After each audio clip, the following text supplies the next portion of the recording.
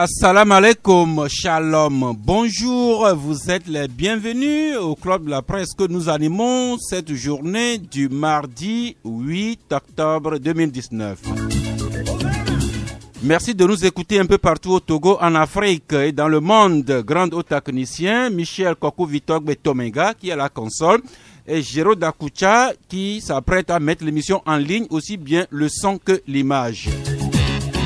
Cette émission que nous animons avec des confrères mais également d'honorables personnalités, nous en avons déjà une, nous pourrions en avoir deux, voire même trois, mais assurons-nous déjà de l'acquis. Professeur David Dosset, bonjour. Oui, bonjour Sass.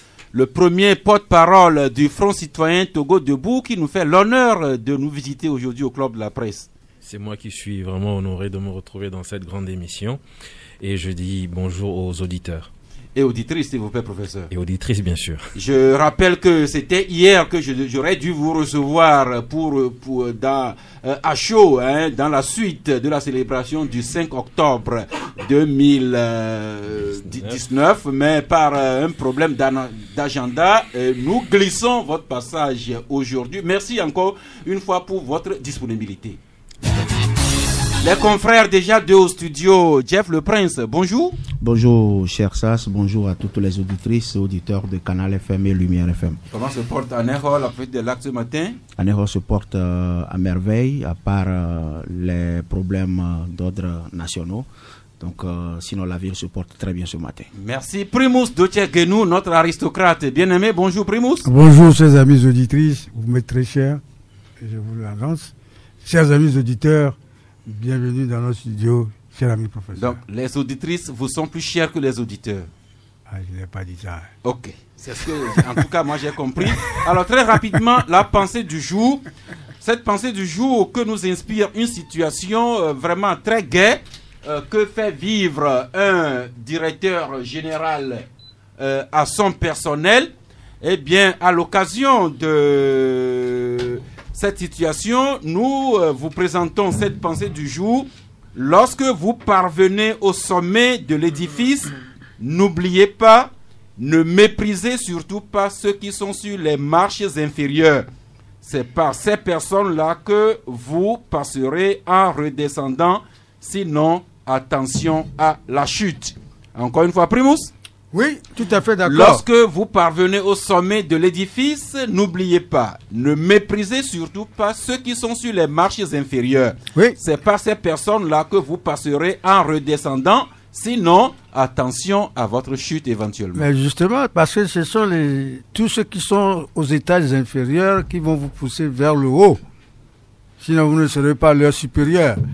Quand on vous appelle supérieur, c'est que vous êtes au-dessus de quelqu'un. Ouais, et il faut prendre bien soin de cette personne, sinon le jour où vous allez redescendre, vous risquez de vous faire piétiner par vos anciens inférieurs. Très important. Hein? C'est le premier principe du management, surtout militaire, parce que celui qui commande la troupe est responsable de tous les éléments de la troupe. Merci. Nous félicitons ceux qui sont au sommet, mais nous les prions également de se rappeler que c'est grâce aux gens d'en bas qu'ils sont en haut et qu'ils pensent à ces gens d'en bas. C'est par ces personnes également qu'ils descendront. Sinon, attention au vol plané.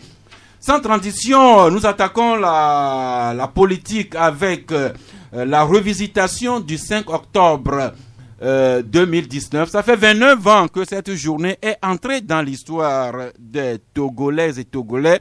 Le jour d'incident, c'était le samedi dernier. À cette occasion, nous avions appris par des communiqués de presse que le Front citoyen Togo Debout devrait ou bien avait prévu d'organiser des manifestations commémoratives du 5 octobre. Dites-nous, professeur, est-ce que vos manifestations du samedi 5 octobre dernier ont pu tenir? La réponse est non, mais je crois qu'il faut rendre à César ce qui est à César. C'est l'association Nubweke, le mouvement Nubweke qui est membre du Front citoyen Togo Debout qui avait initialement prévu donc cette commémoration avec des prestations artistiques et la projection d'un film. Et donc, lorsque le programme nous a été présenté en réunion, nous avons dit qu'il était quand même important que le Front citoyen Togo Debout puisse s'associer à une telle commémoration, et c'est ainsi que nous avons apporté notre soutien au mouvement Nubweke pour l'organisation de cette journée. Mais malheureusement, disons que au jour J, nous avons constaté qu'il y avait une interdiction donc qui nous était opposée, et c'est ainsi que nous n'avons pas pu procéder à cette célébration avec les citoyens que nous avions invités. Alors, qu'est-ce qui avait motivé l'interdiction de ces manifestations que l'autorité vous avait signifiées? Alors, en fait, nous n'avons pas eu de signification officielle ou précise. Les premiers camarades du mouvement associatif Nubweke qui étaient sur place ont juste constaté la présence d'un gros détachement de gendarmerie, et lorsqu'ils ont pu discuter avec les premiers responsables de ce détachement, on leur avait dit tout simplement que la manifestation était interdite. Donc nous avons pour principe en tout cas de ne jamais engager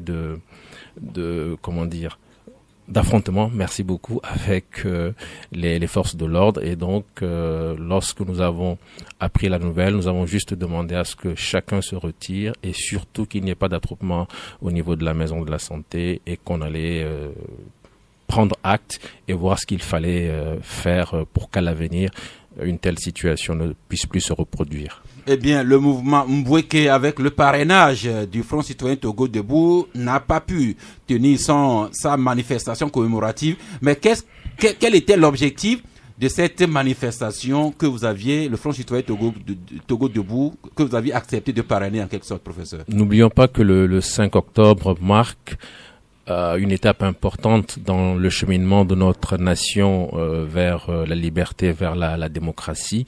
Et donc, la lutte n'a pas encore abouti, et il fallait absolument que le 5 octobre 2019, nous puissions nous souvenir de tout ce qui s'était passé il y a quelques années, et que cela constitue encore une manière d'inspirer la lutte, d'inspirer le combat, pour que tous se souviennent que la démocratie est un passage obligé vers le développement, vers l'épanouissement des populations.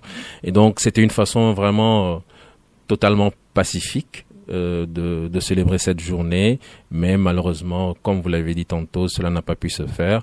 Mais n'empêche, nous restons dans l'esprit du 5 octobre, nous restons dans l'esprit d'une lutte totalement pacifique pour parvenir à l'avènement de la démocratie au Togo.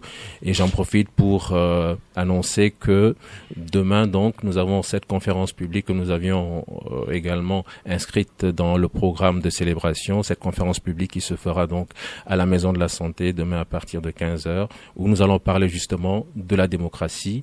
Pour un Togo démocratique, quels sont les enjeux, quels sont les défis?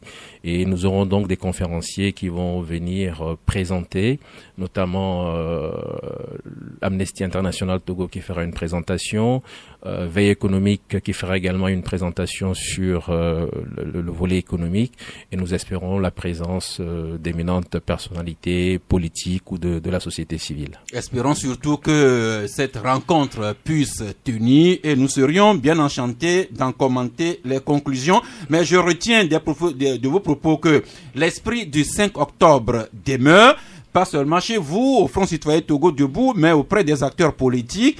Et rappelez qu'à cette occasion, le parti, la CDPA, avait sorti un communiqué dans lequel la CDPA appelait à briser partout les chaînes en ouvrant nos cœurs.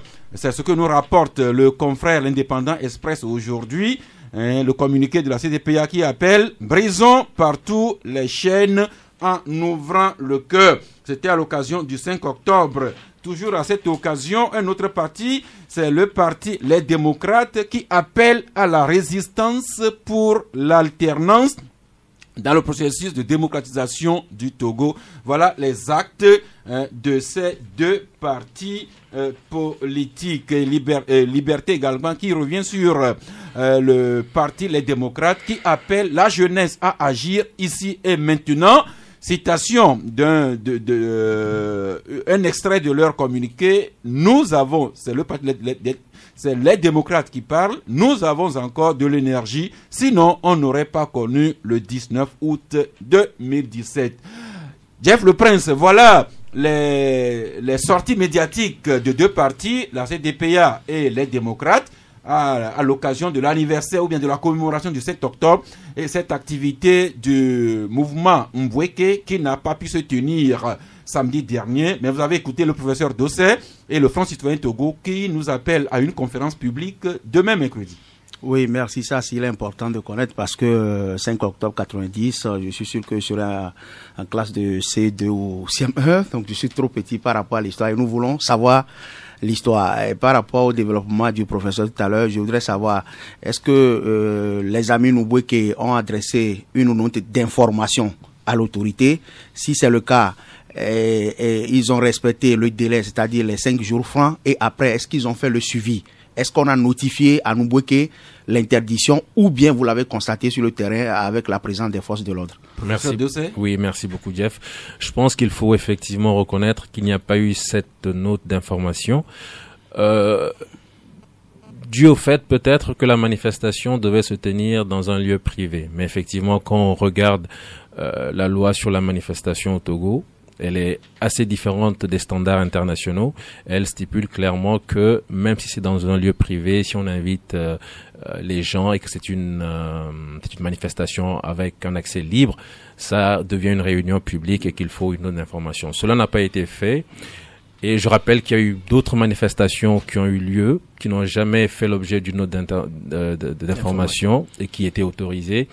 Et nous avons été quand même surpris par ce détachement de gendarmerie qui était présent. Et comme je vous l'ai dit, aucun affrontement n'a eu lieu. Nous avons simplement demandé à ce que tous ceux qui étaient présents puissent quitter les lieux. Et nous avons observé, donc, pris acte de cette mesure d'interdiction. Et je crois qu'à l'avenir, nous prendrons les dispositions nécessaires, réglementaires, pour que on ne puisse plus nous opposer ce que vous avez évoqué tantôt. L'avenir est déjà immédiat, notamment cette conférence publique que vous organisez demain. Tout à fait. Dans ce fait. sens, est-ce que vous avez maintenant satisfait aux conditions que prévoit la législation en la matière? Alors, comme je l'ai dit, nous avons organisé le mouvement, le Front Citoyen Togo Debout. Je parle également du mouvement Espérance qui était sorti très récemment. Nous avons organisé plusieurs conférences publiques sans jamais envoyer des notes d'information quand ces conférences étaient tenues dans des lieux privés. Si aujourd'hui nous avons le sentiment que les règles du jeu ont changé, je vous assure que nous prendrons toutes les dispositions pour que les 5 jours ouvrables soient respectés par rapport à la note d'information. Mais pour ce qui concerne la conférence publique qui aura lieu demain, nous sommes restés dans notre stratégie habituelle, lieu privé, information publique et puis manifestation totalement pacifique. Et jusqu'ici, nous n'avons jamais eu de problème. Donc, nous verrons ce qui va se passer demain. Donc, si je comprends bien, vous n'avez pas adressé une lettre d'information à l'autorité pour la conférence publique de demain? Parce que vous estimez que la conférence se tient dans un lieu privé. Privé, tout à fait, à la Maison de la Santé. Donc je rappelle que l'agenda de la célébration comportait d'abord pour le samedi la projection de films et les prestations artistiques, et le mercredi, donc demain, cette conférence publique. Et il aurait fallu donc que nous puissions déposer tout cela 5 jours avant le samedi, donc depuis le lundi de la semaine dernière, ce qui n'a pas été fait. Et donc, nous avons constaté l'interdiction pour ce qui concerne les manifestations du samedi. Nous attendons de voir ce qui va se passer demain. Mais si demain, il y a interdiction, je vous assure qu'il n'y aura pas d'affrontement. Nous ne ferons que reporter cette conférence publique qui, de toute façon, se fera. Nous adresserons donc, si nécessaire, une demande, une note d'information, puisque nous aurons compris que les règles du jeu ont désormais changé dans notre pays. Et je rappelle que ces règles sont aux antipodes, malheureusement, des standards internationaux. Jeff? Non, je félicite le professeur pour sa franchise. Et vous savez, les règles du jeu n'ont pas changé. Parce que d'autant plus que vous voulez inviter peut-être plus de 100 personnes, ça devient une manifestation publique. Et vous vous souvenez, dans ce pays, les gens se disent des autodéfenseurs. Et là, c'est pour vous protéger, parce que si vous informez l'autorité, les agents, les forces de l'ordre qui seront là, c'est pour protéger les participants. Donc, il est important d'aller vers cette démarche, comme vous l'avez dit tout à l'heure. Moi, je souhaite d'aller en ce sens, parce qu'on n'a plus besoin d'affrontements dans notre pays. Tout à fait. Je précise donc qu'en fait, ce n'est pas la première fois que nous organisons une manifestation de ce genre, une conférence publique, et nous n'avons jamais adressé de note d'information, et cela s'est toujours bien passé. Nous sommes dans cette optique pour la célébration, la journée de demain. Nous verrons donc ce qui va advenir. Si la manifestation a lieu, c'est ce que nous espérons. Je vous assure qu'elle se passera de façon parfaite et pacifique avec notre service de sécurité. Mais s'il y a interdiction, nous allons obtempérer, adresser une demande, mais la conférence publique aura lieu, même si elle est reportée. Eh bien, nous verrons ce qu'il en sera demain. Cela nous introduit dans la dynamique. Nous y sommes déjà. La loi réglementant les manifestations publiques ici au Togo, la fameuse loi Bojona, qui a connu une modification récemment à l'Assemblée nationale, et des rapporteurs spéciaux du système des Nations Unies qui ont réagi sur la modification et qui ont recommandé au Togo de procéder à la relecture de cette loi. Et le week-end dernier, on a écouté la réponse du gouvernement via le ministre Bawara, qui a dit en français très facile et compréhensible que le gouvernement ne procédera pas à une relecture de cette loi régissant les manifestations. Et deux journaux reviennent là-dessus aujourd'hui. Togo Matin qui écrit donc à la page 3, loi sur les manifestations publiques, la société civile togolaise va devoir ravaler sa joie. Pour dire, David Dossa, il semble que la société civile, vous étiez un peu réjoui après la sortie des rapporteurs spéciaux des Nations Unies qui appelaient le gouvernement togolais à relire la loi, ou bien à faire relire la loi. Là, vous me faites vraiment sourire. En fait, je pense qu'on ne peut pas se réjouir quand on observe la situation du Togo. Les lois liberticides, ce n'est pas la société civile togolaise qui le dit. Je crois que tous les observateurs crédibles et objectifs reconnaissent qu'aujourd'hui, il y a très peu d'ouverture démocratique dans notre pays. Les lois liberticides sont adoptées dans un haut lieu de notre pays. Je veux parler de l'Assemblée nationale, et cela n'honore pas notre pays, notre Togo.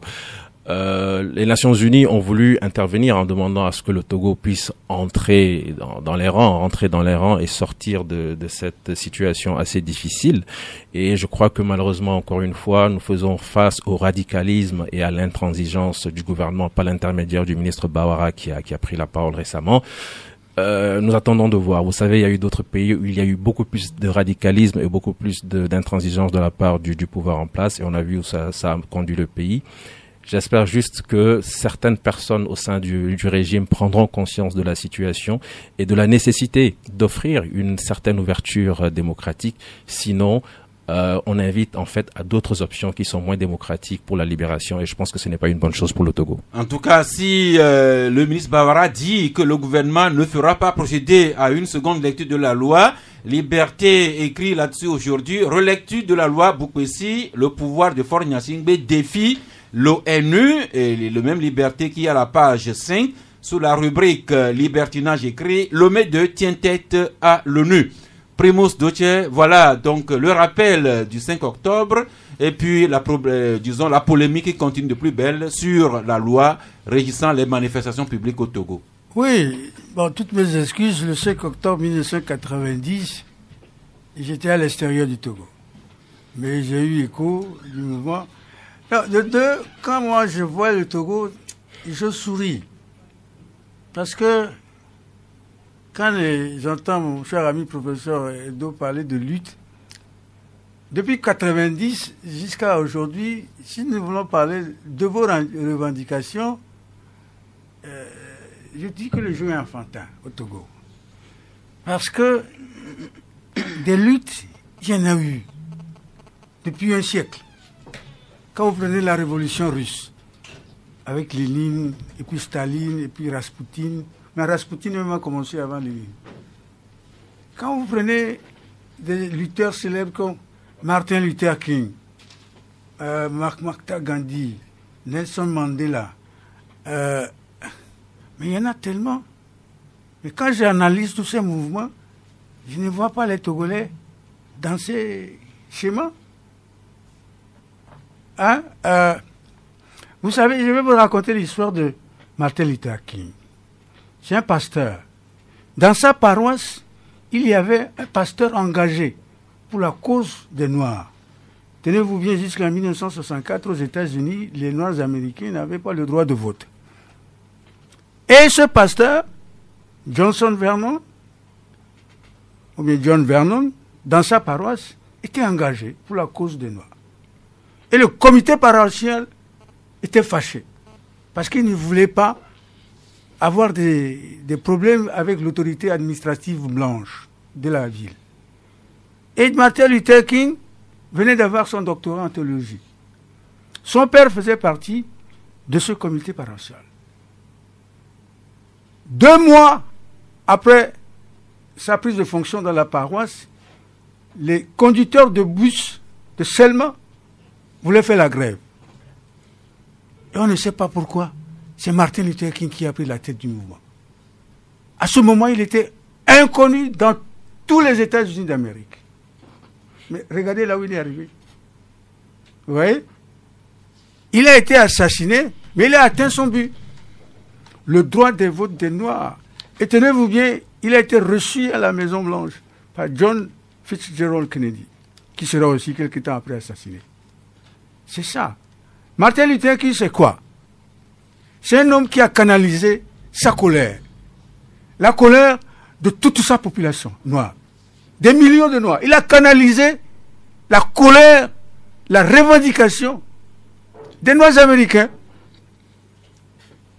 Il a été emprisonné plus de 200 fois pour la même cause. Mais il a pris la non-violence. Et il a abouti. Alors, quand je prends les mouvements togolais, vous êtes dans quel schéma? Je ne vois pas. Au Togo, les gens se plaisent qu'ils souffrent. Et ils s'en vont sur la place publique étaler leur souffrance. On s'en fout si quelqu'un souffre. Surtout quand vous êtes au pouvoir, vous vous en foutez royalement. La lutte, ça fait 29 ans, elle n'est inscrite dans aucun schéma.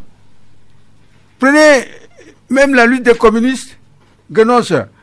Moi, quand mon surnom était étudiant, c'est Guénonce. Quand on se moquait de nos amis de l'Allemagne de l'Est, on les appelle Guénonce, ils sont tous Guénonce, c'est-à-dire des camarades. Vous voyez? Moi, ce que je vais vous recommander, allez apprendre à canaliser votre colère, hein, pour obtenir du pouvoir en place qui vous martyrise, parce que le régime totalitaire hitlérien était le régime le plus légaliste au monde. Hitler, dans sa folie destructrice, a appuyé toutes ces décisions sur la loi. Vous voyez? Merci. On n'en finirait pas d'en parler. Juste rappeler que Martin Luther King, de l'inconnu qu'il était, il est entré dans l'histoire au point que son pays a décrété une journée nationale en son honneur. Comme vous parliez tantôt de Gandhi, je rappelle que nous sommes dans la dynamique du 150e anniversaire de sa naissance. Professeur Dosset, vous venez de recevoir en direct cette critique qu'on vous fait souvent, le manque de stratégie, que ce soit la société civile ou bien les politiques. On vous reproche que vos actions manquent de lisibilité, de stratégie vraiment convaincante. Oui, enfin, c'est probablement vrai. Si nous n'avons pas encore atteint l'aboutissement de notre processus vers la démocratie. Mais je voudrais revenir un peu sur les propos du grand frère. Je pense qu'il a évoqué des noms illustres. Il a parlé de Martin Luther King, il a parlé de Gandhi, il a parlé de Nelson Mandela. Et dans tous les pays où il a fallu se débarrasser d'une dictature, on n'a pas eu cette possibilité de porter des noms aussi illustres. Mais cela ne signifie pas qu'il n'y a pas eu une lutte qui a été menée. Cela ne signifie pas qu'il y a eu des personnalités qui se sont engagées, qui se sont sacrifiées pour permettre à leur peuple de sortir d'une situation aussi délétère. Même quand vous citez Martin Luther King, il y a d'autres personnes qui sont d'illustres inconnus. Je pense que Martin Luther King n'a pas seul porté la lutte pour les droits des Noirs aux États-Unis. On peut citer Rosa Parks. Vous avez parlé justement du... Tout à fait. Voilà, justement. Voilà. C'est pour dire que même si vous avez une illustre personnalité qui porte la lutte, qui incarne la lutte, il y a tellement de personnes qui s'investissent, qui se sacrifient dans l'ombre pour que ça marche. Et peut-être que même si au Togo vous n'avez pas de Nelson Mandela, je pense qu'il y a beaucoup de gens qui ont verser de leur sang pour que les choses puissent changer. Ça, c'est la première des choses. La deuxième des choses que je pourrais dire également, c'est vrai, vous l'avez dit, est-ce qu'on a proclamé la non-violence? Même si cela n'a pas été proclamé au Togo, je pense qu'il faut le reconnaître. Jusqu'ici, les Togolais se sont battus dans cet esprit de non-violence. Moi, j'ai discuté avec des personnalités d'autres pays qui nous ont dit, je tire mon chapeau. Je tire mon chapeau à l'opposition togolaise parce qu'il y a longtemps que nous aurions choisi une autre option si nous avions à faire face à un tel pouvoir. Et donc l'option non violente, je me répète, même si elle n'a pas été proclamée, je crois que jusqu'ici les Togolais se sont inscrits dans cette option. Et en dépit du fait que depuis août 2017, nous avons aujourd'hui le sentiment d'avoir reculé, je pense qu'il faut reconnaître une chose, nous étions très proches du but. Même si on nous dit qu'il n'y a pas de stratégie, les manifestations qu'il y a eu depuis août 2017, il faut le reconnaître, ont failli permettre d'aboutir à cette alternance démocratique que nous appelons pour notre pays. Cela ne s'est pas fait, mais cela ne signifie pas que la lutte a été vaine. Il y a eu des acquis, il va falloir mettre de côté certaines dissensions et bâtir sur ces acquis. Et je vous assure que même si nous donnons l'impression qu'il n'y a pas de stratégie, il y a beaucoup de réflexions actuellement et il y a des choses qui vont se faire certainement d'ici à la fin de l'année, d'ici au début de l'année prochaine. Et nous maintenons l'espoir que 2020 peut être une grande date historique pour le Togo. Merci. Dans ce sens-là, juste rappeler que hier, j'ai rencontré avec beaucoup d'émotion, de nostalgie, un camarade, Johnny Ativon, lorsque jeune étudiant à l'époque, au sein du collectif des mouvements estudiantins Grad, Ould, Mel de Felt, c'était avec les Johnny Ativon, les Oumespero, les Jolevi, les Jolé, Yovo Devi et bien d'autres. Beaucoup. Johnny, si vous êtes à l'écoute, vous avez le salut fraternel du camarade. Et les autres? Oui, on ne ferait pas d'en citer. Alors, sans transition, j'ai annoncé une personnalité. Je m'attendais à avoir une personnalité en P minuscule, en P majuscule, mais j'ai un P moyen. Je m'en contente. Il s'appelle Justin Bitoka. Bonjour. Bonjour, Sas. Merci pour la disponibilité. Vous êtes attaché au cabinet du ministre de l'Agriculture, c'est le nom commun. Merci d'être à nos côtés pour nous faire revisiter, un événement qui défraie la chronique dans les médias. Juste le temps d'annoncer le retour dans ce studio d'un vieux de la vieille, Isidore Sassou Atialo Akolo. Bonjour. Bonjour Sass, bonjour à toutes et à tous et bonjour à tous les amis ici présents. Merci. Avant de revenir à la politique, nous allons nous assurer que le ministère de l'Agriculture nous offre beaucoup à manger en quantité et en qualité. Justin Bitoka. Tout à fait. C'est dans ce sens-là que le ministre Noël Koutera Bataka a lancé en grande pompe le 3 octobre dernier l'opération Téléfood 2019 et les journaux continuent à en parler. Dans sa livraison d'hier, Vision d'Afrique écrivait opération Téléfood 2019, un coup d'éclat vecteur de développement. Donc le ministre Bataka qui vise grand pour cette 23e édition de l'opération Téléfood. Aujourd'hui, c'est le confrère à Topani Info qui écrit à la page 8. Topani, donc, qui écrit le temps que je me retrouve dans mes papiers. Topani Info qui écrit donc sur le lancement également de cette opération Téléfood. Et puis aujourd'hui, ou bien hier, Nouvelle Opinion écrivait lui aussi redynamiser l'entrepreneuriat agricole en milieu rural, Téléfood 2019 pour concrétiser l'axe 2 du PND. Et c'est dans la perspective de l'amélioration des conditions de vie des jeunes et des femmes, notamment en milieu rural. Et nous terminons avec le confrère Symphonie qui écrivait lui aussi que cette opération Téléfood 2019 devra mobiliser 800 millions de francs CFA pour booster l'agriculture ici au Togo. Eh bien, dites-nous, Justin Bitoka, quelle est cette nouveauté que le ministère a introduite dans l'opération Téléfood cette année? Merci, Sass. Et comme vous le savez, depuis 1981, les États membres de la FAO commémorent chaque 16 octobre de l'année la journée mondiale de l'alimentation. Une commémoration qui rappelle l'importance d'agir pour la sécurité alimentaire des populations. Et ce qui reste un combat pour les humains que nous sommes. Et pour permettre à cette lutte d'être plus efficace, la FAO a initié depuis 1997 une opération dénommée Téléfood, qui en fait n'est qu'une campagne mondiale de sensibilisation de l'opinion publique sur les enjeux que constituent les questions de la faim et de la malnutrition, et pour également mobiliser des ressources qui serviront à appuyer les micro-projets dans les milieux ruraux défavorisés.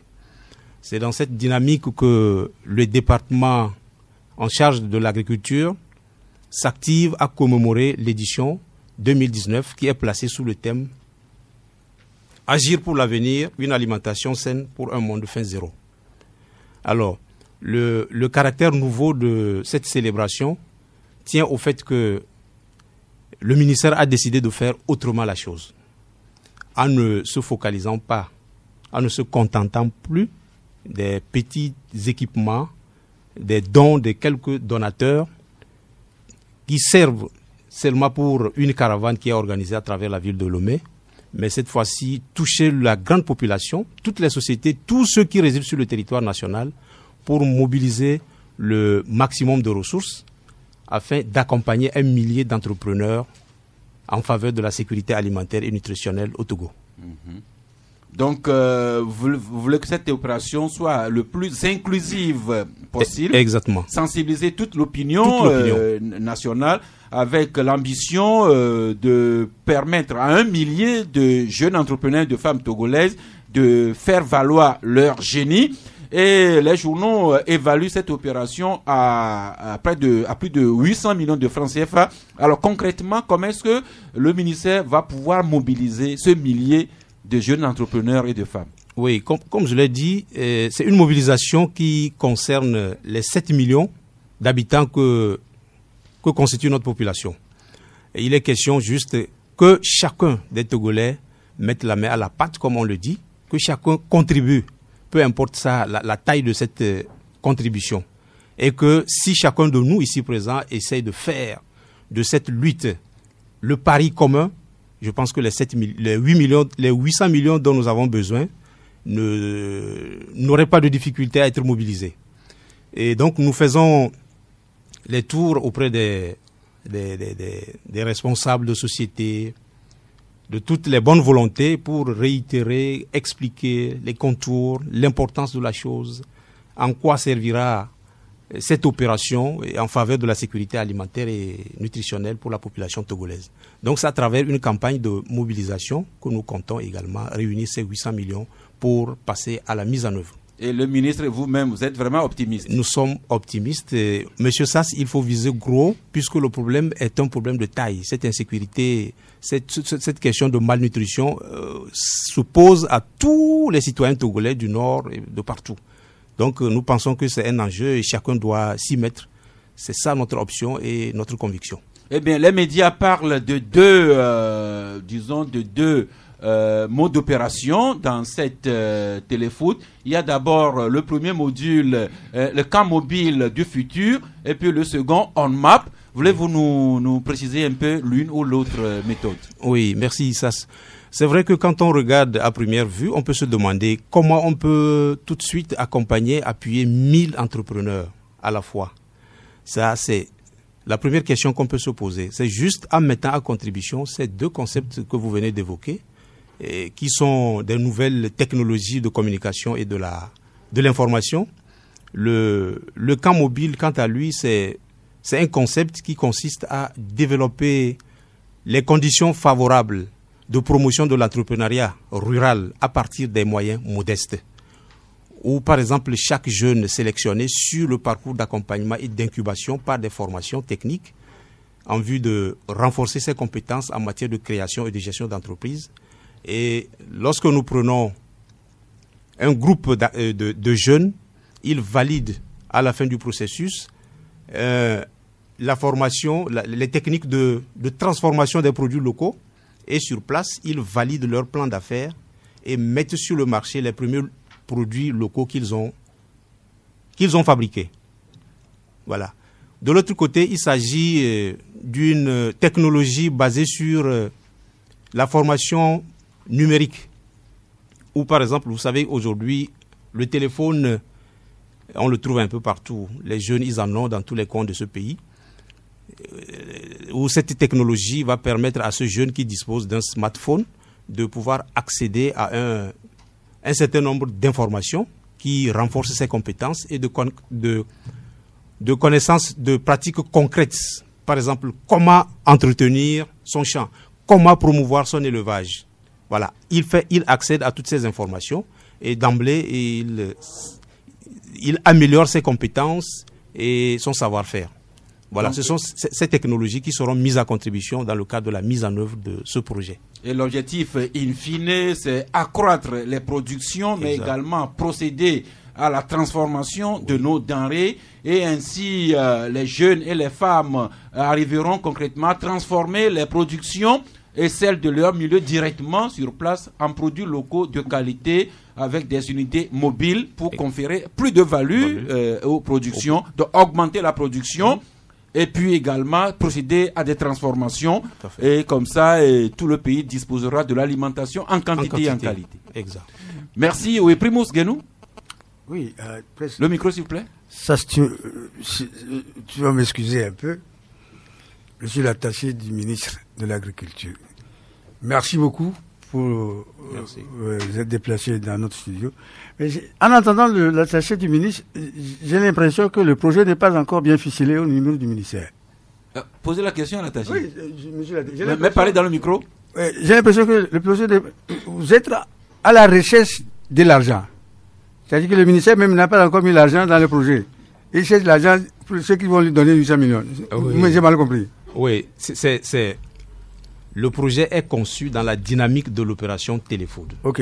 Et oui. Ceci étant, l'opération Téléfood, c'est une opération de mobilisation des ressources par les bonnes volontés, les donateurs, en vue d'appuyer des projets en milieu rural. Monsieur Bitoka, oui.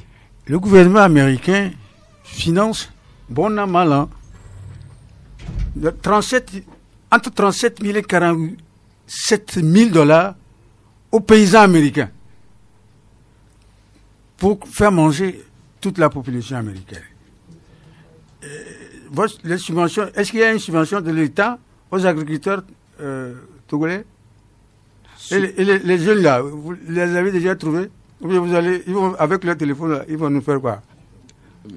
Non, mais je crois que je disais tantôt que c'est des entrepreneurs qui existent, c'est des gens qui ont été identifiés déjà, qui sont déjà identifiés, précisément dans la région de Kwélé. Et c'est à leur endroit que ce projet sera promu. Ils produisent quoi? Combien de tonnes par an et on le vend où? Non, tout de suite, il est question de voir.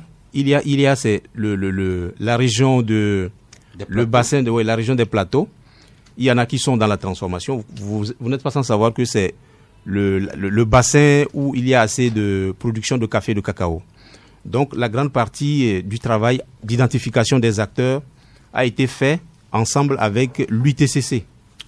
L'UTCC qui est déjà sur le terrain et dont certains membres de cette corporation sont dans la transformation. Il est question d'appuyer toutes ces personnes et aller au-delà pour voir ceux qui sont dans la transformation de fruits, puisque c'est une région aussi qui est riche en production de fruits. Voilà, c'est à l'endroit de toutes ces personnes-là que le projet sera développé. Merci. Donc l'opération Téléfood 2019 passait par la technologie pour mobiliser plus de 800 millions de francs CFA à mettre à disposition de milliers de jeunes entrepreneurs et de femmes et accroître la production agricole ici au Togo, aussi bien en quantité qu'en qualité, avec la nouveauté maintenant ici des transformations des produits de la localité. Professeur Dosset? Oui, juste un mot d'encouragement quand même, parce que moi j'aime beaucoup entendre parler de transformation des matières premières agricoles dans mon pays, parce que nous nous limitons généralement pour ce qui concerne les matières premières, à les vendre sans les transformer. Et comme vous l'avez dit, il n'y a pas cette valeur ajoutée. dont nous avons besoin. Et donc, si le ministère prend cette initiative, je crois que c'est une bonne chose. Tout ce que nous aurons peut-être à souhaiter, Monsieur Mitoka, c'est que nous ayons par la suite, surtout si vous arrivez à mobiliser les 800 millions, qu'il y ait ensuite un retour vers ceux qui auront été vos généreux donateurs. Un retour en ce sens qu'il faudra nous dire que ce projet, après exécution, a été évalué. Est-ce qu'il a bien marché? Qu'est-ce que ça a apporté? Et comment est-ce qu'on pourrait à l'avenir l'améliorer? C'est tout ce que moi je souhaiterais. Mais sinon, je crois que c'est une initiative qui est assez intéressante et qui mérite quand même qu'on l'encourage et qu'on la soutienne. Monsieur Bitouka, vous transmettez ce message fidèlement, Monsieur le ministre. Oui, avant cette phase, j'allais dire juste que nous sommes dans la dynamique. Le jeudi passé, où tous les partenaires étaient conviés à une soirée d'échange autour des contours du projet, le ministre avait fait cette promesse et nous allons nous retrouver pour faire le point, pour dire aux uns aux autres ce que vous avez donné, combien nous avons pu moissonner dans la cagnotte, à quoi ça va servir pour que les uns et les autres aient leur droit de regard. Merci. Eh bien, l'une des personnalités qui ont été associées au lancement de l'opération Téléfood vient de nous rejoindre comme par enchantement. Papa Vi, bonjour. Bonjour frère. Pour dire que c'est King Vincent qui est un peu parrain ou partenaire de Téléfood. Dites-le vous-même. Je fais partie de la famille, bien sûr. Vous faites partie de la famille de Téléfood. Ouais. Et je pense que c'est quelque chose qu'il faut vraiment encourager. Comme je disais la dernière fois, il est temps qu'on retourne un peu, qu'on retourne carrément à la terre, quoi. Car comme on dit chez nous que la terre ne trompe jamais, voilà. Je vous ai connu petit garçon, hein, vous étiez pauvre, vous et moi à Hauteuil, vous êtes ce que vous devenez pour dire que quand vous touchez du sable, vous en faites de l'or pour espérer que vous ferez de Téléfood tout votre succès d'artiste de la chanson. Je me donne totalement, vous avez tout dit. Merci. Nous viendrons à vous pour écouter le message dont vous êtes porteur pour nous et l'opinion. Mais retournons à la politique. Et ce n'est un secret pour personne que nous sommes à quelques temps de la prochaine élection présidentielle. Les signes se mettent en place. La CENI a déjà procédé au recrutement des opérateurs de saisie. La sécurité aussi ne veut pas se laisser surprendre. Donc, les gendarmes et policiers surtout se forment déjà. Et ceux qui ont suivi le journal hier à TVT en savent quelque chose. Et l'Union pour la patrie revient là-dessus. Face à la récurrence des crises politiques et à l'approche de nouvelles échéances électorales, la police nationale se retrouve en conclave pour mieux gérer les foules et les mouvements d'humeur. Cette élection présidentielle dont on parle beaucoup avec un nom, c'est Faure Gnassingbé, candidat ou pas candidat. Il y a les pour, il y a les contre. Et aujourd'hui, Togo Matin écrit présidentielle 2020, il est inconcevable pour le ministre Gilbert Bawara que Faure Gnassingbé en soit exclu. Mais toujours là-dessus, d'autres journaux qui s'intéressent à cette élection. L'Indépendant Express aujourd'hui nous dit présidentielle et les manœuvres du RPT uni, le vaccin de la division de l'opposition pour justifier la fraude de 2020. Isidore Akolor, c'est vrai que l'opposition a toutes les difficultés pour parler d'une seule voix et nous présenter un seul visage pour la présidentielle 2020. Est-ce que cette opposition se trouve victime du vaccin de la division que UNIR lui aurait inoculé, ou bien c'est l'opposition elle-même qui nous étale ses fantaisies? Non, je ne saurais répondre à votre question. Il faut poser la question en tout cas, aux partis politiques. C'est l'Indépendant Express Non, c'est juste pour dire que partout ailleurs c'est comme ça. Hein, l'opposition est plurielle, donc elle ne peut que s'exprimer dans sa pluralité. Et moi, je pense que s'il y a une action à mener, l'action serait plutôt dans l'unicité de l'action, mais les demander à trouver un candidat unique, je trouve que bon, c'est pas bon. Puisqu'on a lutté pour avoir la liberté d'expression, la liberté d'opinion, et quand on crée un parti politique, c'est pour conquérir le pouvoir et l'exercer.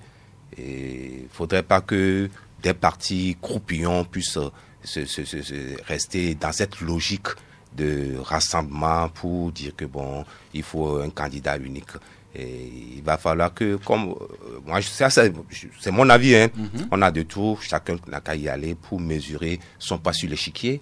Et l'alliance éventuellement au second tour. Mais ça doit être une alliance préalablement définie pour que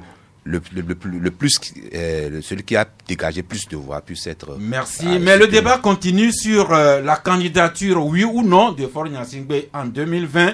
Je rappelle que pour les légalistes, rien n'empêche Faure Gnassingbé d'être candidat en 2020, parce que par la dernière modification, tout ce qu'il a fait jusqu'à présent est passé dans l'histoire. Mais pour les autres, c'est une question d'éthique et de la durée de Faure Gnassingbé, non seulement de Faure Gnassingbé, mais des présidents qui durent un peu trop au pouvoir dans nos pays. Et la question a été au centre de ce forum-là, qui s'est tenu à Niamey la semaine dernière, forum qui a réuni des défenseurs des droits de l'homme, d'anciens chefs d'État et beaucoup de personnalités, des journalistes. Dans sa parution d'hier, Courrier de la République nous reproduisait la déclaration de Niamey en faveur du constitutionnalisme pour la consolidation de la démocratie et le transfert pacifique du pouvoir. Et Isidore Akolo, vous avez eu le mérite d'être participant à ce forum. Bien sûr, il y a le mémorandum et les déclarations qu'on va lire, mais vous voulez nous en faire un peu la restitution en live. Au fait, c'est une initiative de NDI, National Democratic Institute, qui a voulu mettre le débat à la place publique en rassemblant la société civile, les médias et les anciens présidents pour démontrer que après la présidence, il y a aussi une vie. Et tourner la page des présidences à vie, tourner la page des modifications intempestives de la Constitution. Et vous n'êtes pas à savoir qu'aujourd'hui, ce n'est plus une velléité. Alpha Condé, qui a fait plus de 30 ans dans l'opposition, qui est maintenant aux affaires, veut changer la Constitution. On lui prête l'intention. Bon, ce n'est plus une velléité. On ne le prête pas. Il a même dit lors d'une sortie médiatique. Donc voilà ces initiatives que le NDI et OSIWA et autres ont voulu initier. C'est le tout premier sommet qui a été organisé à Niamey pour que le débat ne soit plus l'apanage des initiés seuls. C'est-à-dire, quand je parle d'initiés, c'est les chefs d'État qu'on approche, dit que bon, il ne faut pas faire ci, il ne faut pas faire ça. Maintenant, comme la souveraineté appartient au peuple, il faut que le débat soit mené par les populations. C'est en cela que cette initiative de NDI est salutaire. Alors, quand je lis la déclaration, pour ce que j'en comprends, la déclaration s'inscrit contre les velléités des chefs d'État à changer les constitutions pour déverrouiller la limitation des mandats. La déclaration également qui aspire que le transfert du pouvoir se fasse pacifiquement et démocratiquement des présidents sortants aux entrants. Le forum également qui souhaite vivement qu'aucun chef d'État ne fasse plus de 3 mandats, n'est-ce pas, Isidore? Évidemment, plus de 2 mandats. Pas plus de 2 mandats, pas plus de 2 mandats, et que ça soit une règle gravée dans l'histoire de l'Afrique, parce qu'on a constaté, malgré quelques avancées depuis le vent de la démocratie dans les années 90, plusieurs pays changent leur constitution et se maintiennent au pouvoir.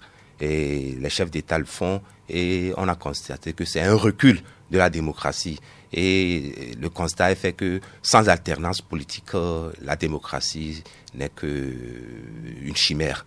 Donc il va falloir que l'Afrique aussi puisse rentrer dans cette mouvance, et ça participe au développement de notre continent. Oui, l'Afrique, c'est 54 pays, dont le Togo. C'est vrai qu'en 92, notre constitution avait limité les mandats présidentiels à 2, mais un certain jour une certaine nuit du 31 décembre 2002, la limitation avait été enlevée, et puis dernièrement, on a relimité. Alors, est-ce que le cas spécifique du Togo a été abordé à ce forum? Oui, le cas du Togo, c'est un cas d'école, puisque ce n'est pas le souhait des Togolais.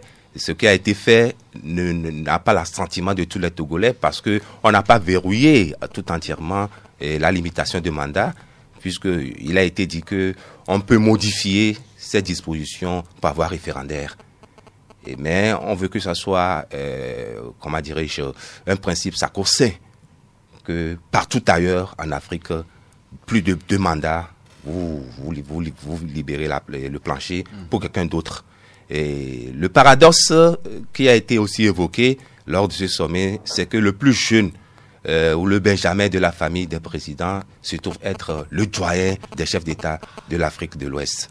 Voilà la situation qui prévaut aujourd'hui, et c'est paradoxal que nous en soyons là.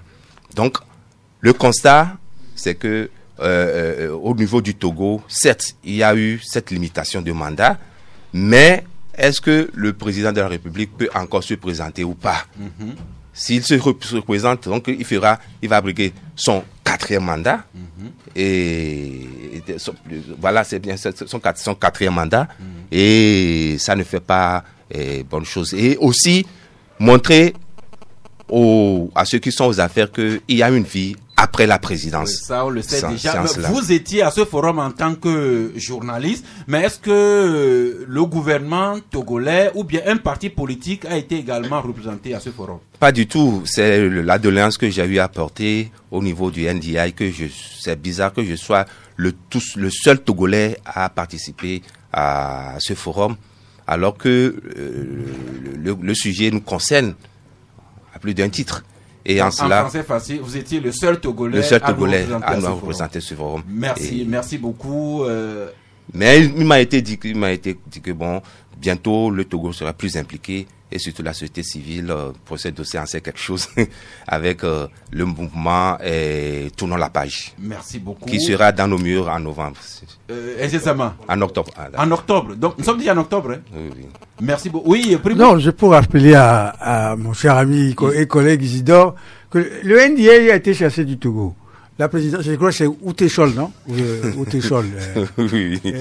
Oui, le NDA est passé aussi pour Togo, mais on lui a pas donné l'agrément. Et ils ont été obligés de plier bagage.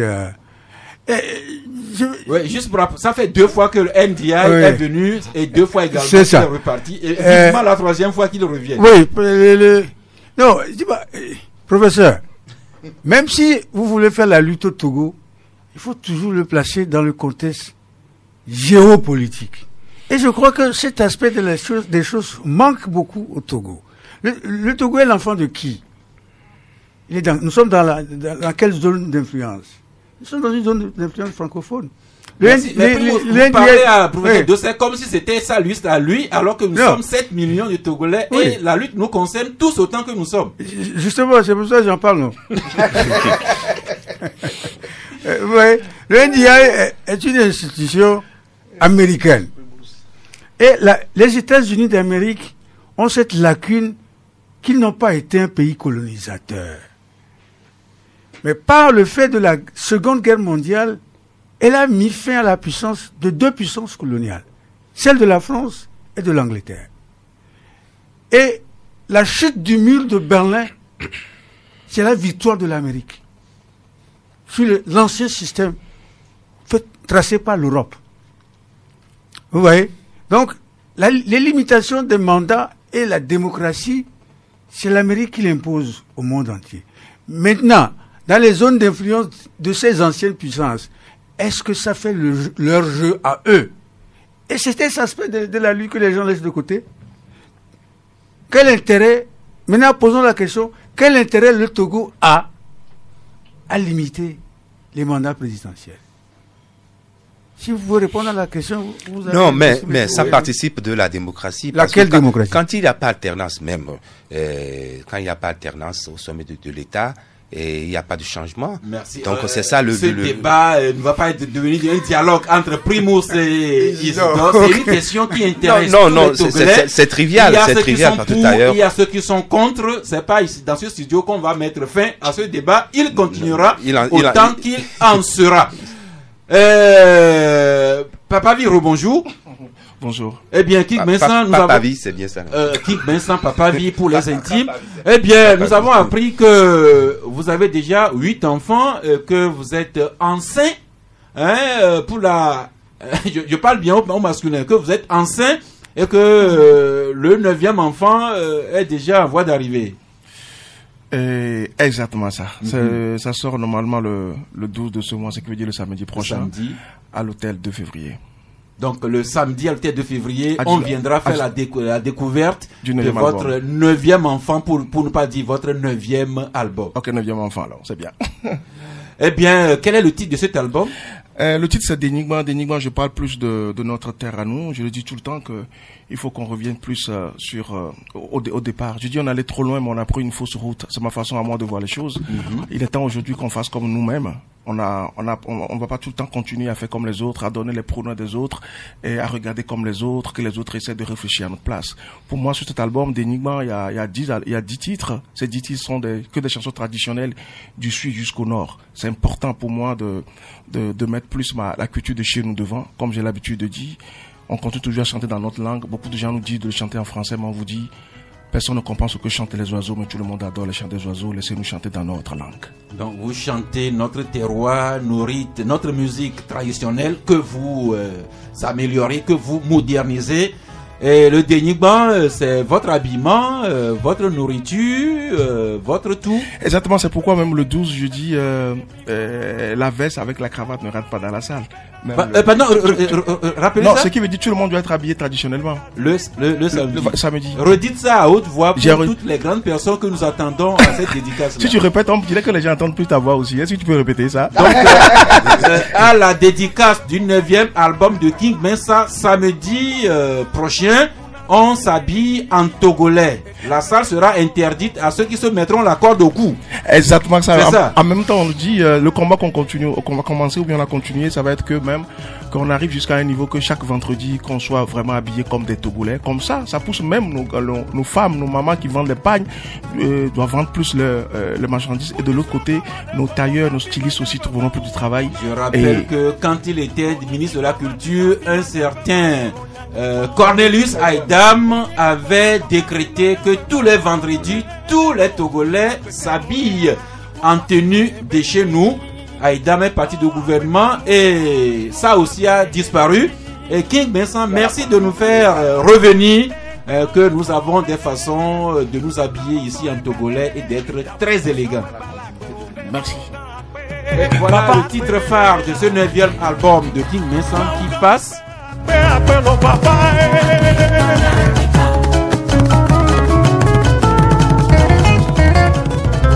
Eh bien, samedi 12 octobre prochain, l'hôtel 2 février, on viendra découvrir King Vincent dans son accoutrement pour chanter la musique de chez nous. Oui, Primus? Oui, King, merci beaucoup. J'ai une doléance à ton endroit. J'ai appris que au dernier moment, Jimmy Hope voulait faire construire une école d'art. Moi, j'écoute beaucoup votre musique à la maison et j'analyse. Ce que j'ai découvert, c'est que nous avons des fortes personnalités très artistiques, mais nous n'avons aucune école de transmission de vos talents. Et il faut remédier à ce manquement-là. Jimmy Hope, c'est un talent qui est perdu. Il n'a pas enseigné à qui que ce soit. King Vincent, c'est un talent à part entière. Mais à qui il transmet quelque chose, on ne sait pas. Le King Vincent? Des fois, on n'a pas. Il y a ça, je comprends très bien. Mais des fois, il y a des gens qui nous inspirent, qui viennent de loin, on ne les connaît pas, on ne les voit pas, on ne va pas à leur école, mais de très loin vous inspirent. Ce qui veut dire qu'il y a pas mal des artistes aujourd'hui ici au Togo, bien vrai que je n'ai pas eu une école, mais beaucoup, même ils m'ont jamais vu comme ça, mais ils vous parleront de moi, vous dites qui m'a beaucoup inspiré. La dernière fois, j'ai écouté les Toufan, ils disaient, et devant les journalistes, ils disent, ils tiennent à remercier King Vincent aujourd'hui parce que c'est grâce à moi, une partie de moi qui les a poussés à être là où ils sont aujourd'hui. Donc ce qui veut dire, des fois, pour inspirer les gens, c'est bien d'avoir une école, mais des fois aussi, même de très loin, on inspire les gens, on leur donne des leçons. Merci beaucoup, auditeurs. Souffrez que nous empiétions un peu sur votre temps. Nous l'annoncions, il a eu un impératif. Il a fait déléguer son attaché de cabinet qui nous a partagé l'opération Téléfood 2019. Mais le ministre Noël Koutera Bataka a tout fait dès qu'il a pu se libérer de son engagement. Il est avec nous, monsieur le ministre. Bonjour. Bonjour, Sas. Merci. Votre collaborateur nous a parlé de l'opération Téléfoot et nous a parlé de votre vision et de comment vous nourrissez l'ambition de rassembler des dons à hauteur de 800 millions de francs CFA pour permettre à 1 millier de jeunes entrepreneurs de femmes de faire valoir leur talent en termes d'accroissement de notre production agricole de première transformation pour donner plus de valeur, plus de value à nos productions en quantité et en qualité. Mais là, c'était votre collaborateur, vous-même. La cerise sur le gâteau, monsieur le ministre. Je terminerai ce que mon collaborateur a déjà dit en insistant sur votre dernier mot, en qualité. Parce que lorsqu'on parle de la question de la malnutrition, tout le monde a tendance à passer à la fin. Au Togo, plus de 27% des enfants souffrent de malnutrition.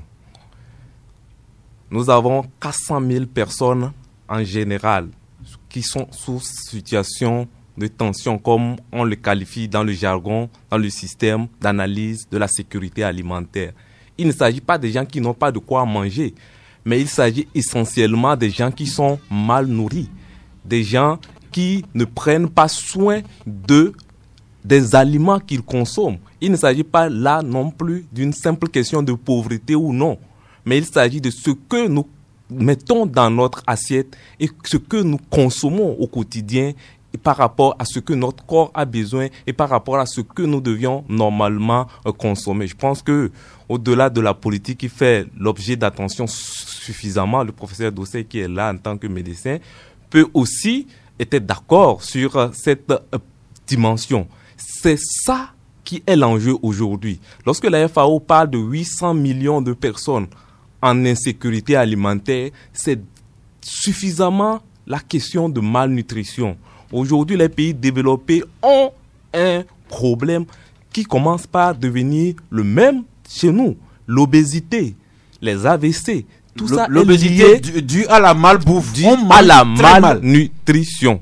Donc cette opération que nous faisons vise à assurer la production en quantité et en qualité d'aliments sains dans un bassin qui dispose d'un potentiel. J'ai entendu en venant l'un des intervenants poser la question, bon, est-ce qu'il y a du potentiel là-bas? Il ne s'agit pas tant du potentiel de la zone. Quand on regarde, comme M. Bitoka l'a dit, le bassin de Pelé, c'est un bassin où il y a des fruits, il y a le café, il y a la production vivrière, mais juste quelques kilomètres à côté, nous avons des populations sous tension en matière de malnutrition. Il s'agit de valoriser le potentiel de la zone-là et de le faire accéder à d'autres personnes en utilisant un modèle entrepreneurial pour changer un peu de paradigme sur ce qui se faisait jusqu'à présent. L'idée est très belle, mais comment est-ce que vous allez arriver à recruter concrètement ce millier de jeunes entrepreneurs et de femmes? Nous avons 1 700 000 actifs agricoles au Togo.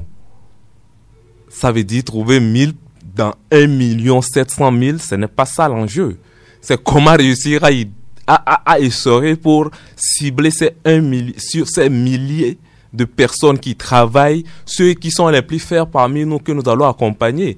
Et comme il a dit, nous avons déjà, sur 1000, nous avons déjà plus de 1300 qui ont été identifiés de la production des fruits, du gingembre, du café, du cacao, du riz, dans la préfecture de Pelé seulement.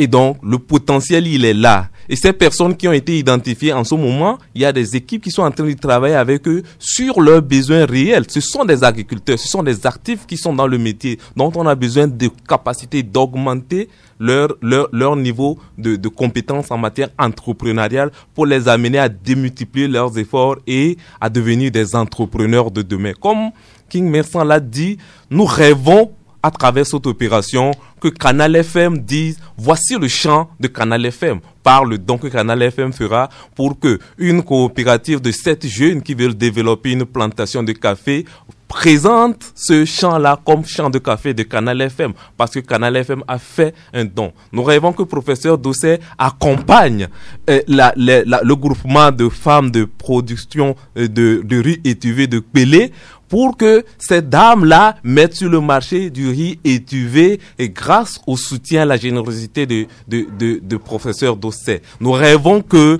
Move, que Togocel, que toutes les grandes sociétés de la place décident de mettre leur générosité en face. En réalité, derrière, au-delà de ces dons, ces entreprises et toutes ces personnes contribuent en termes de responsabilité sociétale à amener, à générer des entreprises et à amener des gens à développer quelque chose qui est extrêmement important aujourd'hui, la culture entrepreneuriale, qui demain permettra à ce que chaque Togolais qui veut développer son entreprise agricole puisse avoir un modèle à suivre. Parce que ça va être suivi. Canal FM, professeur Dossé King, Vincent Primus, nous sommes déjà partants pour sponsoriser ces producteurs. Mais si tous les ministres, tous les députés, toutes les sommités de cet État que vous connaissez mieux que nous, si toutes ces personnalités pouvaient se mettre dans notre dynamique, le Togo serait bientôt un paradis, monsieur le ministre. C'est le mouvement qui est lancé. Nous vous lançons le défi tous ensemble de le faire. Ainsi, nous avons lancé un challenge, que chacun fasse l'effort et qu'il matérialise, qu'il montre qu'il a déjà fait cela à travers les réseaux sociaux. Aujourd'hui, on sait qui a apporté quoi. Et le pari que nous faisons aussi, c'est de faire en sorte que chacun qui fait un don, qu'on puisse le montrer. Ceux qui ne voudraient pas qu'on montre et qui veulent rester anonyme, on respecterait cela. Mais pour obligation de compte rendu, tous les dons qui seront récoltés seront publiés afin de s'assurer que chacun a effectivement apporté quelque chose et que ce que chacun a apporté, ça ne va pas dans la poche de qui que ce soit, mais ça va directement sur un petit producteur, sur une coopérative, sur une femme qui veut développer de l'activité, qui n'attend que un coup de pouce pour exprimer son meilleur talent. Merci. Le club La Presse qui est victime aujourd'hui de la richesse des personnalités, des sujets débattus. Voilà pourquoi nous avons un peu empiété sur votre temps. Juste le moment que nous soufflions un peu et nous vous ouvrons l'antenne. Juste rappeler que le ministre Bitoka, le ministre Koutera Bataka, lui-même, il est venu. Le professeur Dossé est là, avec la société civile, 5 octobre, tout ça. King Vincent et son 9e album est également là. Isidore Akolo qui revient du forum de Niamey pour l'imitation des mandats présidentiels. Et avec Primus Doche et Jeff le Prince sont à nos côtés. 93.5 Canal FM. Toutes nos excuses pour vous avoir pris une dizaine de minutes, mais je sais compter sur vous. Vous allez utiliser le reste du temps à bon escient. Des questions directes et précises à monsieur le ministre Bataka, au professeur Dossé, à King Vincent, à Isidore Akolo, Primus Genou ou bien Jeff le Prince. Le premier, bonjour. Bonjour, monsieur Stas. Oui, Adjovi, bonjour. Oui. Oui, nous vous écoutons. Premièrement, je dis bonjour le plateau. Oui. Ok. Et notre artiste King Vincent, bonjour. Pour votre initiative là, c'est très bon. Mais le prix, c'est pas trop élevé pour nous aussi. Si moi, par exemple, je veux aller assister à votre soirée dédicace. Mais le prix. Ok. Ok, Adjovi. Ok. Et deuxième point, le ministre. Oui. Pour l'agriculture, oui. Nous venons de vendre quelque chose de foot. Est-ce qu'il y a sensibilisation sur ça, oui, ou bien c'est sur les médias seulement qu'ils sont venus nous expliquer ça? Merci. Mais beaucoup. Il faut un résultat pour cette initiative. C'est merci. Ça. Eh bien, King Vincent, le prix pour la soirée dédicace? Oui, c'est vrai que on parle de 15 000 la réservation à 20 000. C'est juste pour la salle est à quoi? 500 personnes normalement. Mais maman, ne vous inquiétez pas, il y aura d'autres concerts très très très bientôt avec, on continue toujours avec le grand public, avec nos concerts qu'on a l'habitude de faire à 2 000, à 3 000, à 5 000 francs la réservation. Et rappelez à Jovi que la qualité a aussi son prix. Le ministre Bataka, la dame demande si vous avez déjà suffisamment sensibilisé l'opinion sur l'opération Téléfoot 2019. Nous sommes dans le cadre de cette émission dans la stratégie de sensibilisation de l'opinion. Comme M. Bitoka l'a dit, le jeudi, nous avons rencontré quelques partenaires et ce matin, nous étions sur Tarsi FM. Si tout va bien, ce soir, nous serons sur le plateau de la TVT lors du journal pour continuer à sensibiliser l'opinion. Et je pense que en écoutant cette émission, cette dame deviendra aussi porte-parole comme King Vincent est devenu porte-parole de l'opération. Et je la remercie. Merci. Et je remercie tous les généreux donateurs par avance. L'auditeur suivant, bonjour. Allô, bonjour Sas. Oui. C'est M. Kolani depuis Agoué. Notre cher ami Kolani. Merci bien. D'abord, il faut saluer le ministre, son initiative. Maintenant, quand on l'écoute et puis quand on voit nos gouvernants, comment est-ce qu'ils vivent, et il n'y a pas la transparence dans la gestion de notre patrimoine commun, on se pose beaucoup de questions. Ce qu'il est en train de dire, c'est dans un pays où nous tous nous savons ce que nous produisons, ce que nous avons comme richesse, et où est-ce qu'on est limité, qu'on peut poser ces genres de choses. Mais on le concède ça, peut-être ceux qui ne sont pas illuminés peuvent l'accompagner. C'est dans ce sens que Isidore Akolo est en train de vous dire qu'il faut limiter les mandats. Pourquoi limiter les mandats? Quand un chef d'État se soucie de son peuple et qu'il gère pour son peuple, il rend compte à son peuple, on n'a pas besoin qu'on limite le mandat. Il se dira, je suis fatigué. C'est la mauvaise gestion en Afrique ici qui nous amène, nous tous, à demander que quand tu as fait tel mandat, il faut partir parce que les choses ne sont pas claires. Je n'ai pas grand-chose à dire, seulement à chacun de réfléchir pour voir comment on peut rebâtir notre pays. Merci Golani. Monsieur le ministre, votre ami, votre compatriote qui voudrait se rassurer davantage sur la transparence dans vos actions de gouvernance. Nous le disons et nous insistons là-dessus sur cette opération. Mes équipes sont en train de travailler pour mettre en place même un site web, une plateforme électronique qui permettrait aux gens de visualiser ce que chacun apporte.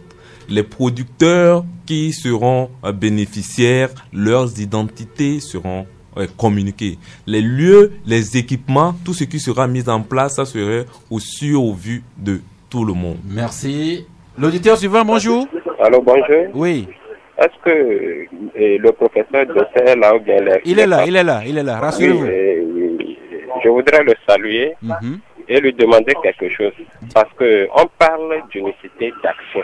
Mais ce que la C14 et l'ANC ont fait durant l'élection des maires, je voudrais lui poser la question. Et il me semble que les deux partis ont signé quelque chose que si un est en tête, le second est obligé de le soutenir. Et dans GOF 2, le professeur a salué la façon dont le docteur Maglo a été élu. Et ce qui s'est passé dans le GOF 5, on n'a plus entendu notre professeur. Je voudrais qu'il nous dise clairement si M. Moubrega a bien fait, parce que Jean Ekou avait dit que bon, si sa tête ne lui plaisait pas, qu'il est prêt à le soutenir. Oui. Et nous avons écouté l'essentiel. Comme le temps est limité, le professeur de ça va vous répondre. Oui, donc je remercie l'auditeur. Effectivement, en tant que premier porte-parole du Front Citoyen Togo Debout, nous avions écrit en demandant à ce que, au sein de l'opposition justement, ayant participé aux élections locales, que le désistement systématique, je pense que c'est de ça qu'il est en train de parler, que ce désistement systématique qui avait été accepté comme principe soit respecté. Et dans le Golfe 5, cela n'a pas été le cas.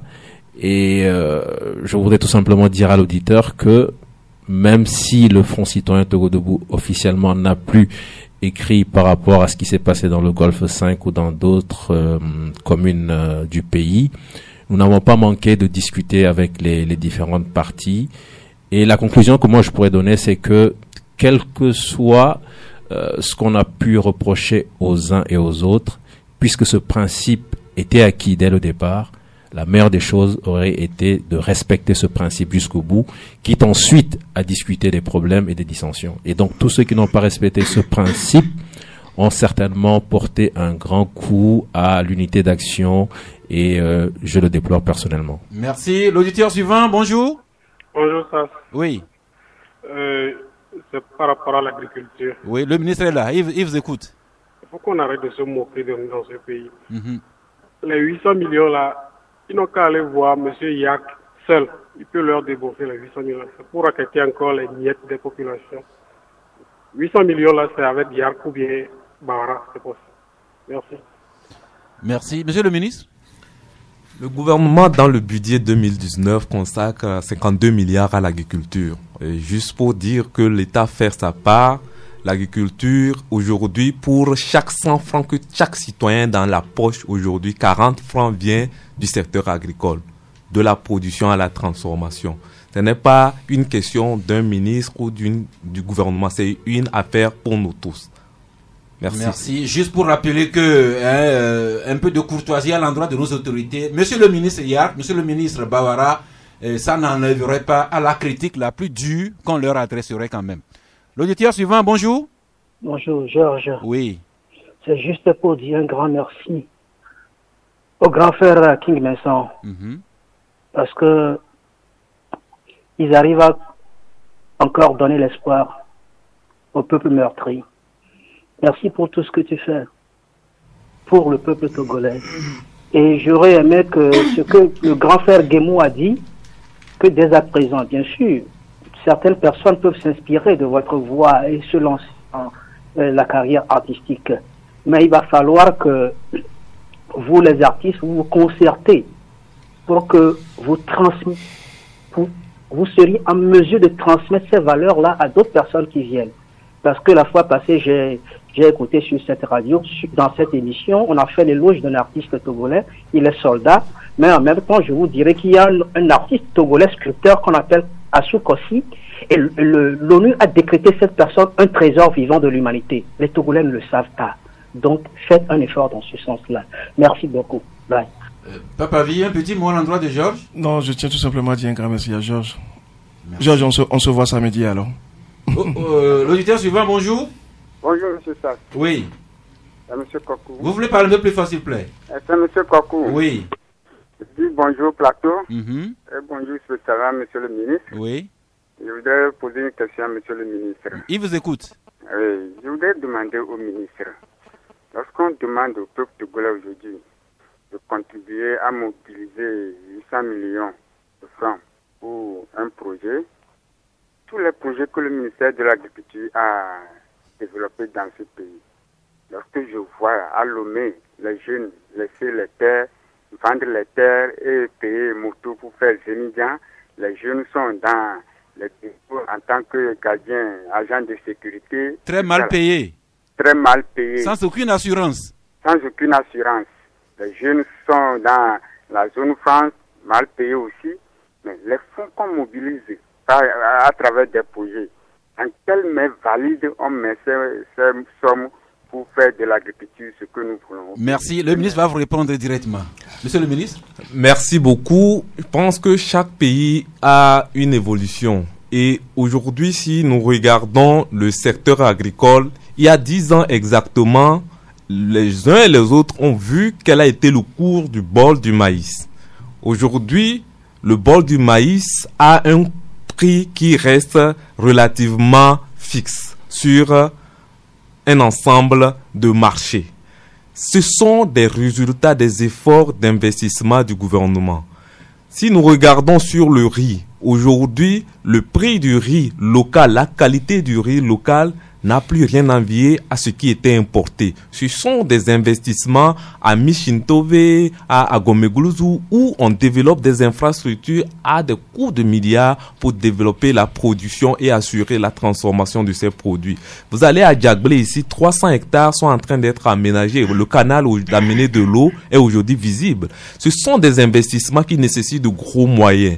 Quand l'État, par ses opérations, demande une contribution citoyenne, il faut le dire, M. Bitoka l'a souligné, ce n'est pas au Togo seulement que cette opération de Téléfood est faite, c'est sur l'ensemble de la planète que l'opération Téléfood est faite, comme on fait le Téléthon pour pouvoir collecter des dons pour soutenir des causes. Si nous croyons en cette cause, concentrons-nous sur ça essentiellement. Merci, eh bien, on va devoir s'arrêter quelque part. J'aurais bien voulu qu'on continuât, mais l'impératif du temps s'impose à nous tous. 93.5 Canal FM. À la fin de l'émission, donc, les mots de conclusion de nos invités assortis des cartons de fin d'émission de nos confrères. Commençons par professeur David Dossé, en attendant vivement que votre conférence publique se tienne demain. Votre mot pour clôturer l'émission de ce jour. D'abord, merci à tous ceux qui sont aujourd'hui dans ce studio. Merci aux auditrices et aux auditeurs. Je voudrais dire que les enjeux pour notre pays, pour une agriculture, monsieur le ministre, de qualité, qui produise ce qu'il faut pour les populations de ce pays, les enjeux pour des artistes épanouis qui continuent à produire de la belle musique, à créer de la belle musique pour le peuple togolais et qui servent également d'ambassadeurs pour notre pays. Je prends l'exemple de M. King Vincent qui n'est plus à présenter. Vraiment, chapeau pour ce que vous avez fait. Tous ces enjeux, malheureusement, Monsieur le ministre, passent parfois par le canal d'une bonne gouvernance économique et politique. Et je voudrais vous encourager, vous, Monsieur le ministre, et encourager le gouvernement togolais à réfléchir à comment ouvrir davantage le créneau démocratique au Togo. Monsieur Isidore Akolor est rentré du Niger où ils ont parlé de la nécessité de la limitation du mandat présidentiel dans les pays africains. Et de la passation et du transfert pacifique du pouvoir. Pour une alternance effectivement démocratique et pacifique. Le chef de l'État, Faure Gnassingbé, en 2015, avait parlé de la nécessité de limiter les mandats présidentiels à 2 ou à 3. Je voudrais vraiment, fort de toutes ces affirmations, demander solennellement à ce que tout cela soit pris en compte pour que le Togo soit au cœur des réflexions, le Togo soit au cœur des actions. Et si chacun y met du sien, je suis convaincu que 2020, le Togo peut être un exemple en matière de démocratie, en matière d'alternance démocratique et pacifique. Et cela, je vous assure, permettra à l'agriculture d'aller plus en avant. Et ce n'est pas 800 millions que nous allons récolter, mais 2 ou 3 fois plus. Merci. Merci. Pour dire que la bonne gouvernance démocratique, politique et économique insufflera davantage d'oxygène dans la vie au Togo. Juste rappeler que c'est pour leur trouvaille dans l'oxygène, dans notre organisme, qui a valu à 3 chercheurs hier le prix Nobel de la paix. King Vincent. De médecine. Pas de la paix. Prix Nobel de la médecine. Ils ont travaillé sur la circulation de l'oxygène dans notre organisme. Oui, King Vincent. Pour finir, je répète toujours ce que je disais, pourquoi je suis là encore une fois. Le rendez-vous est pris sur le 12 octobre à l'hôtel de février. Donc ça commence à 19h30, 20h je monte sur scène et on commence vite, on finit vite. Et ce n'est pas seulement un concert, mais c'est un spectacle. C'est pour mettre plus la valeur de chez nous devant nous, bien devant, qu'on fait de ça vraiment notre chose à nous, quoi, voilà. Et on vient en togolais pour écouter la musique togolaise. Ça, c'est une obligation. Alors, j'inverse le coup. On reçoit d'abord les cartons des confrères et on finit définitivement avec la conclusion de Monsieur le ministre. Jeff Le Prince, votre carton? Non, ça, vous m'avez surpris ce matin parce que pour ne pas flatter le ministre, je voulais justement lui donner un carton vert parce que j'ai été surpris de le voir à Damé la semaine dernière sur l'invitation de King Vincent où j'ai vu le ministre faire le tour du village d'Adamé parce que c'est un village très difficile d'accès, mais pourtant il y était et il a voyagé à pirogue aussi, donc je vois cette simplicité en ce ministre. Je lui donne carton vert et beaucoup de courage. Enregistrez nos commentaires. Isidore Akolor, nous n'avons pas fini de vider le sujet du forum de Niamey, nous y reviendrons. Évidemment, aujourd'hui, je me sens plus dans la peau de l'invité que de journaliste. Et juste pour lancer l'appel à tous les Togolais de s'approprier cette déclaration de Bamako, il y a beaucoup de choses. Et de Niamey, pardon. Et que leur dit que la souveraineté appartient au peuple et c'est à nous de pouvoir montrer l'exemple à nos dirigeants et leur faire comprendre que après la présidence, il y a aussi une vie. Merci. Primus Dotia Genou Aglija. Oh, j'ai bien envie de donner un carton, mais j'ai pas encore trouvé la personne. Eh bien, branchissez le carton, on va trouver la non, il sera vert. Il est vert. Il est vert. Eh bien, un carton vert flotte dans l'air. Celui qui en veut ce signal à Canal FM, on le lui attribue. Monsieur le ministre, votre conclusion. Merci beaucoup, Sas, pour cette opportunité que vous nous donnez pour sensibiliser et mobiliser l'opinion publique nationale et internationale sur cette importante opération.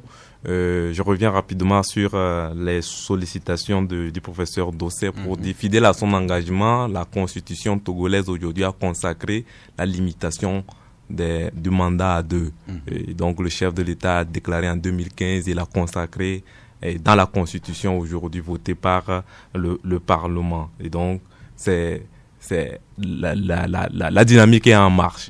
La préoccupation de la bonne gouvernance au niveau du gouvernement, ça devient l'enjeu principal. Et sur l'ensemble du système politique et économique, la question est au cœur de tous les débats et de tous les travaux. Et nous prenons des mesures et des dispositions institutionnelles, réglementaires pour pouvoir s'assurer que cela se traduit dans les faits. Certes, les attentes sont énormes, mais nous y travaillons au quotidien et nous veillons à ce que les Togolais, les citoyens le ressentent, et ça se sent et ça se sentira davantage.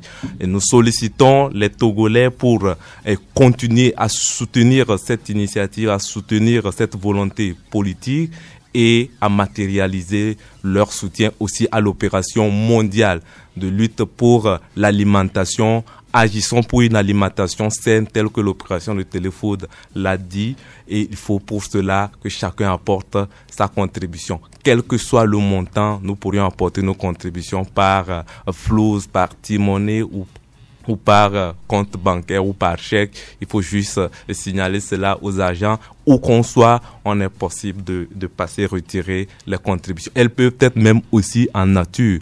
Nous prenons tout, regardons ce que nous pouvons faire généreusement par nos cœurs et accompagnons la dynamique du gouvernement. Merci. J'ai bien aimé l'ambiance dans ce studio, notamment le débat très critique, mais avec beaucoup de courtoisie entre le ministre Bataka et le professeur Dossé. Si ça peut se transférer un peu partout au Togo, nous n'en serions que mieux. Mais c'est fini pour aujourd'hui. Rendez-vous demain à 11h si Dieu le veut et Dieu le voudra bien.